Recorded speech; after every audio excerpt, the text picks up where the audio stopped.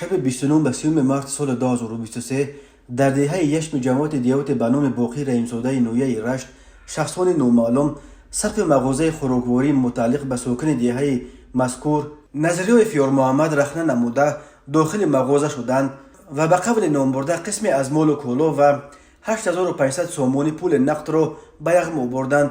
روز دیگر نظریه باریزه شکایتی به شعبه وزارت کارهای داخله اوید و خدمت رسانی شهرک نواباد نویه رشت مراجعه نموده است. کارمندان ملیت حاضر شده جای حادثه را از نظر گذرانیده، سپس چند نفر به حیث گمانبر به اداره ملیت دعوت میکنند که در بین آنها ساکن نابالغ دهه یشم سفرف حکیم جان سال تولدش 2007 نیز بوده است.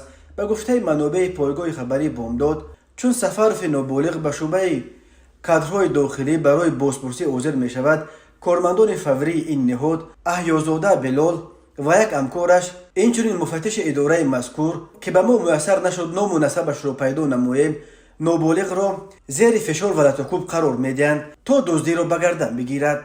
به گفته شاهدان، دعوت حکیم جان سفر را به شعبه وزارت کارهای داخله دست کم 3 مرتبه صورت میگیرد و این پسر از جانب کارمندان میلیسیا مورد شکنجه قرار میگیرد. در نهایت پدر نابالغ مجبور شده است که از بالای کارمندان میلیسیا به دادستانی نویه رشت شکایت برد.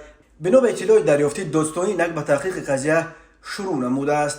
حکیم جان سفرف خواننده صنف نوی مکتب میانه رقم 18 و فرزند یک دهقان کمبغل به اصطلاح به پشت پناه می باشد و کارمندان میلیسیا می خواستند که این دزدی را به گردنش بار کرده برای خود نتیجه کار بسازند. میگوید همصحبتان بامداد این بار اول نیست که ساکنان رشت از عملهای غیر قانونی کارمندان میلیسیا در شعبه وزارت کارهای داخله اوید و خدمت رسانی شهرک نواباد شکایت میکنند.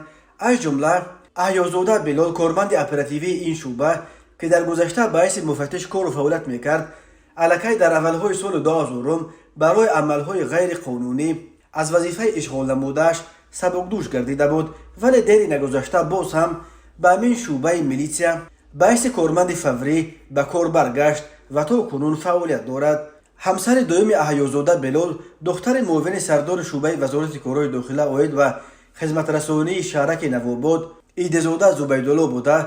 همصحبتان بامداد میگویند که او از پشت پناه سلاله ایده ایفا که در مقامهای گوناگون دولتی ایفای وظیفه می نمایند برخوردار می باشد. به بامداد میسر نشده است که نظر خود بلال احیازاده را پیرامون این قضیه بپرسد. دادستانی نویه رشت نیز تا حال پرونده جنایتی در رابطه با شکنجه خواننده صنف نو از دهه یشم را شرح نداده است.